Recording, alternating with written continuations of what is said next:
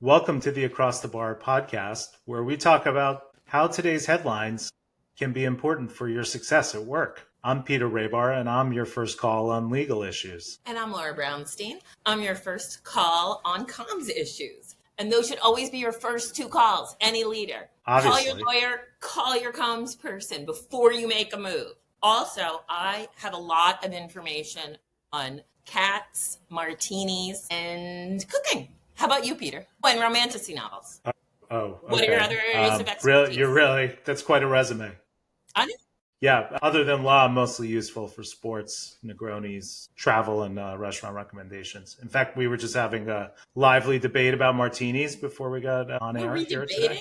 Nobody was anti-martini in this conversation, were they? Well, I was saying how I had a martini last night that only had 2 olives, and you... Okay, this is something...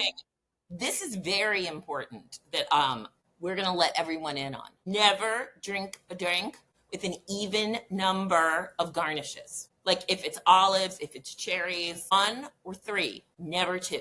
I think it's, what is it? Is it like a mafia thing? It's like an old tale that circulates around bars, right? I mean, you really, in terms of martini olives, you're supposed to have 1 or 3. I had heard stories that 2 is bad luck or 2 means the bartender doesn't like you. That is bad luck, though, if the bartender doesn't like you. Yeah, I mean, that's like you're already having bad luck. Maybe you shouldn't drink. Definitely under those circumstances.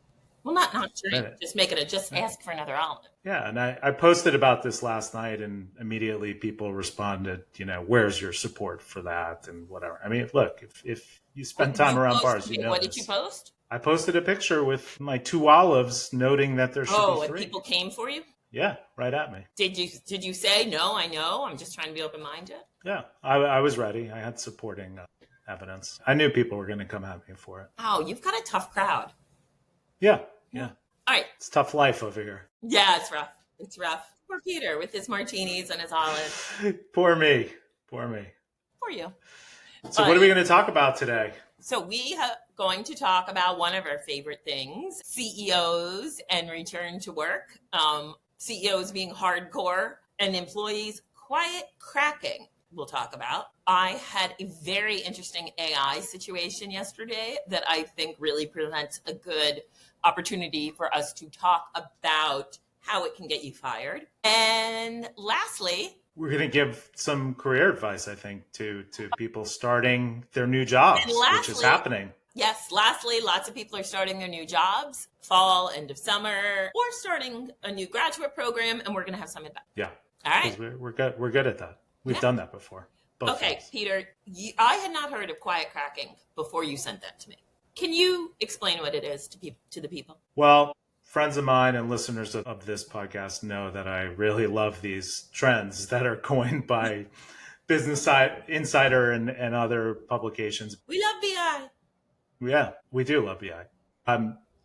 This is one that was coined in response to the recent movement of really assertive CEOs being really demanding and trying to shift the workplace dynamic from employees back to management.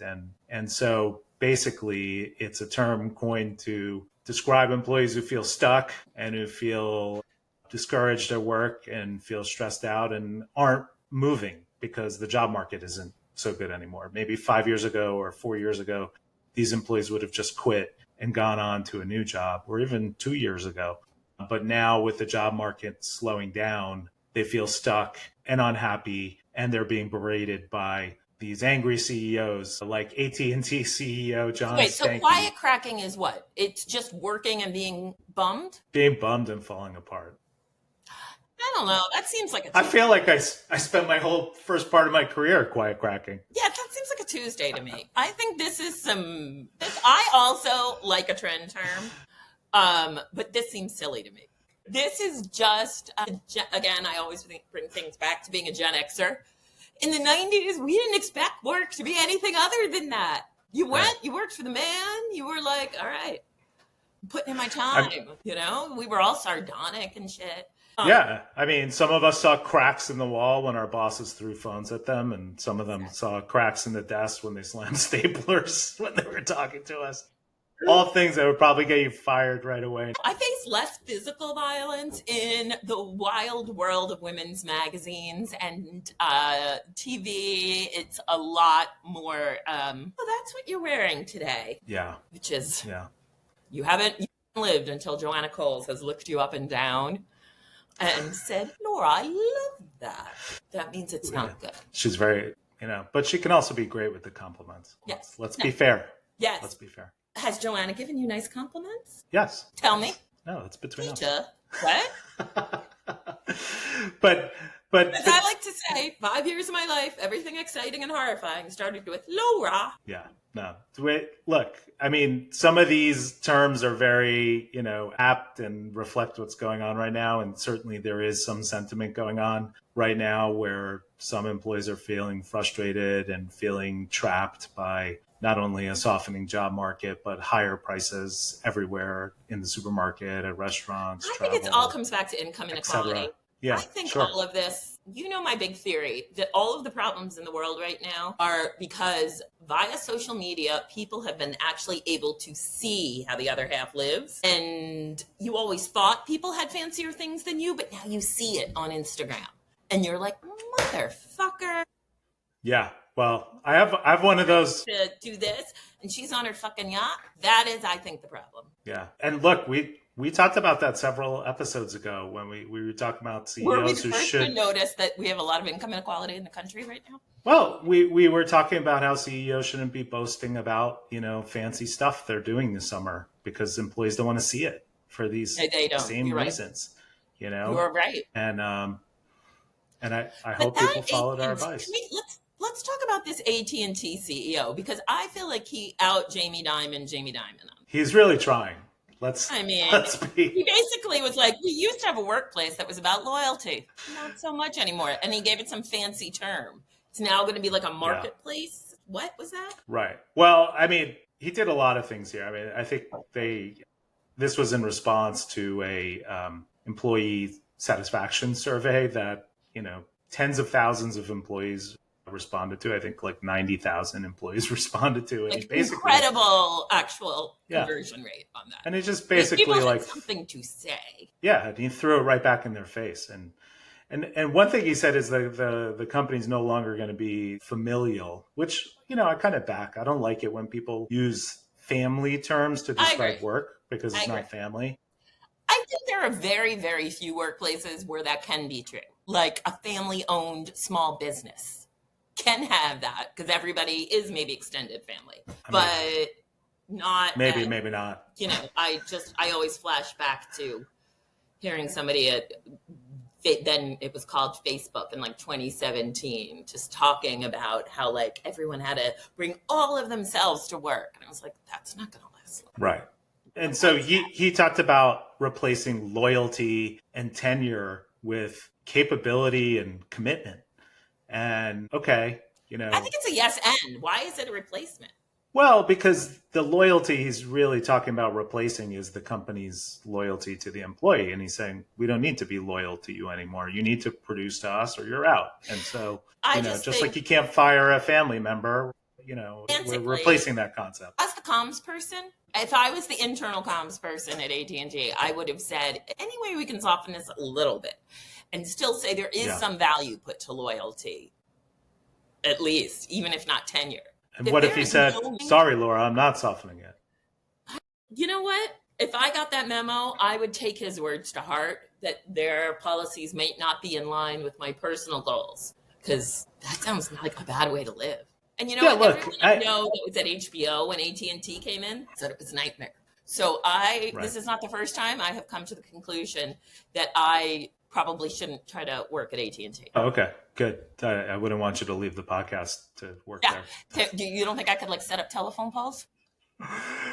You could do it. You could do anything, I'm sure. Oh, not really. If a CEO wants to send out this type of memo, fine, go for it. I mean, to me, it sounds a little desperate. Like you can't keep your employees in line and you need to resort to this, hey, listen to me type, situation. It's That's how I read it. Trump, look at me. Right. And I think it also unnecessarily exposes your internal problems to the world. And surely some comms person probably advised him that that was a possibility. Yep. Maybe he cared, maybe he didn't. But employees don't like being talked to this way, especially in 2025. There are probably other ways to do it and get the message across. But he chose this way. It's his company. Ultimately, the test will be in these situations, do people stay or do they go? And part of what these CEOs are thinking is, like in the quiet cracking situation, they're not going to be so fast to go anymore.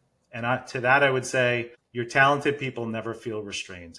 They are going to go. And those probably aren't the ones you're talking to. So we'll see. We will see. It's interesting. It'll be interesting to see how long this trend of bosses trying to be tough guys and the phenomenon of employee unrest you've been talking about. It's going to be interesting to see how these two opposing forces play out. Right. As they say, every action has a reaction. So we'll see. I have to tell you about a Chat GPT moment I had yesterday that was so hilariously messed up. Like every time you're like, Chat GPT is so smart, it's going to take over the world. I don't think so, because it's still getting basic things completely wrong. Right. So last night, I saw the post from First Lady Melania Trump about saying, like, where was she posting from? I think it was, probably wasn't the White House. Not the White House, clearly. But it was something about, like, all children want to live to dream or something that was almost unintelligible. But it seemed to be talking about the children who are in danger in Ukraine, maybe? It was unclear. Well, to be clear, you're referring to a letter she allegedly wrote to Vladimir Putin. Yeah, that she put on Instagram. So, right. I'm going to address my next cat video to him too. But he posted this. So I was like, interesting for her to weigh in on this. I don't remember what area of the former Soviet Union she's from. So I just went into ChatGPT and asked that, and ChatGPT immediately told me that the post was fake because Melania was not actually the first lady. Wow. To which I was like, did it happen? Did I blink and change the timeline? Oh my God, I saved us all. I saved the timeline. Right. And I was like, you crossed over into the alternate universe. I was like, brief moment. Was the last year a delusion? As I said in my LinkedIn post about this, was living in Delaware for 6 months just a really specific unhappy nightmare? Was not. So I say, can we check this? I was like, please fact check the assertion that Melania Trump is not the current first lady. And ChatGPT, literally, I think it's important to read this word for word because the tone, it was part of the amazingness of this. What is your phone? And for those of you listening, not watching, Laura just put her glasses on. Yeah, to try to read this. This is a very important moment. Okay. That's a signal. Okay, so this is what ChatGPT said. Fair catch. To be clear, my assertion that Melania Trump is no longer First Lady is grounded in the present real-world fact that sitting U.S. president in 2025 is Joe Biden and the First Lady is Jill Biden. So document dated August 15th with Melania Trump using White House letterhead and the title of First Lady of the United States is not real. It cannot be authentic communication from the current administration. Unless you know of a parallel universe I haven't been briefed on, winky face. You know what? ChatGPT is getting a little saucy with you. About its assertion, and I was like, just check it one more time. And then it was like, oh, I see your point. Yeah. Was this 5? Because 5 is at a bad rollout. Yes. This is ChatGPT 5. And bad rollout. First of all, I was like, buddy, it's too soon to start messing with me like this. I'm still recovering. But the fact that twice it felt very strongly in its certainty that Joe Biden was still the president, fascinating. Absolutely fascinating. So this comes to ChatGPT can definitely get you fired. Like, I recommend using ChatGPT to speed up processes, not for actual information gathering. Usually. That's really good advice. And I've also given people advice on this topic. And let's be clear, there's a lot of different ways that using AI can get you fired. And certainly using it without fact checking it and then presenting the facts to your boss or your client or a court. Or if you work at AT&T and you're at a company computer and you chat GPT and say, is my CEO an asshole? Don't. Wow. That's not commitment to the company. So yes, there are ways. I mean, if your company has a policy that prohibits you putting certain data in ChatGPT, that get you fired. Presenting wrong facts. I mean, there's so many stories every week about lawyers who are putting in fake cases to Fake judges. presidents. Yeah, and getting sanctioned and then terminated.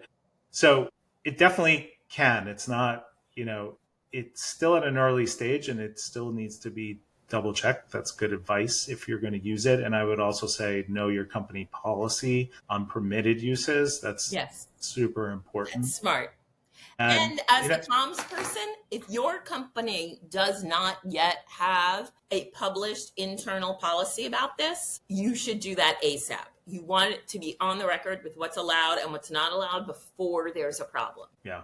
Well, I've been saying that for 2 years. I'm glad people are getting on board with that. It's important. And by the way, the other side effect is if you think you could just do your whole job with ChatGPT and you're like showing people that, then guess what? You're not going to have a job for much longer. They might agree with you. So be careful. They'll be like, fair point. ChatGPT did do a good job on that. Right. And as we've said in past episodes, the best advice on this is to become an expert in your subject matter on uses of AI and to help it make your job more efficient, but it's no substitute for actually checking final versions before calling people, which leads me to I think we're ready for heroes and zeros. And this leads me to my zero. Right to the zero. I think we should do zeros first. All that positivity, and then we go right to the zero. I think it is a downer when we end on the zeros. I think we should start with the zeros and then. Okay. Are you open to that shift in procedure? Totally. Okay. Totally. I mean, we've introduced so many innovations in today's episode, so why not? I just saw a stat, and I will check and make sure I'm right, but that only a quarter of Americans know their neighbors. And I think this is terrible. This is a huge... Tell me why. This is a huge zero. Nobody's talking to each other anymore. The thing that keeps societies together, the thing that makes you feel like you have a social contract is knowing each other. And when you know your neighbor, you don't want to see them taken away by secret police or something similar. But if you don't ever talk to your neighbor, you can be like, oh, that's those people. And I think this is part of a larger problem of people not talking to other people in person, people not like young reporters not realizing they need to pick up the phone, like people not wanting to go to college with people with different ideas than them. I know I'm sort of jumping around, but there is such a trend of just always being able to choose be in a bubble that I think is really, really bad. Look, I agree. But also I will say, I'm probably a very social person, maybe social. Yeah. Nobody's worrying, I don't think, about either of us not talking. But I also have like a policy of not talking to my neighbors. Wait, do you not know your neighbors? I don't. I really... in your house? Look, I think it's a unique New York issue, to be honest. When you live in an apartment building and you can be like stuck places in this building with said neighbors who may be normal, maybe not. To me, I don't know everybody in my building, but I know my next door neighbors. I've lived here for like more than 15 years. How long have you lived in your house? Well, my current place, 9 years. I had this policy in my last place too, and then I abandoned it, thankfully. And I had some great neighbors in my last building. You know what? Talk to your neighbors. They don't need to be your best friend. Yeah, I guess I should. That's good. It is healthy. All right, what's your zero? So my zero is the VP of PTO, JD Vance. That's my new name for him. He's going on a lot of vacations. I love that. Yeah, this guy. How many vacations are you going to go on? Obviously, you didn't listen to our podcast earlier this year. And obviously, you don't care about government efficiency or saving taxpayer money. I mean, he's gone on so many vacations that it's actually making people in other countries annoyed.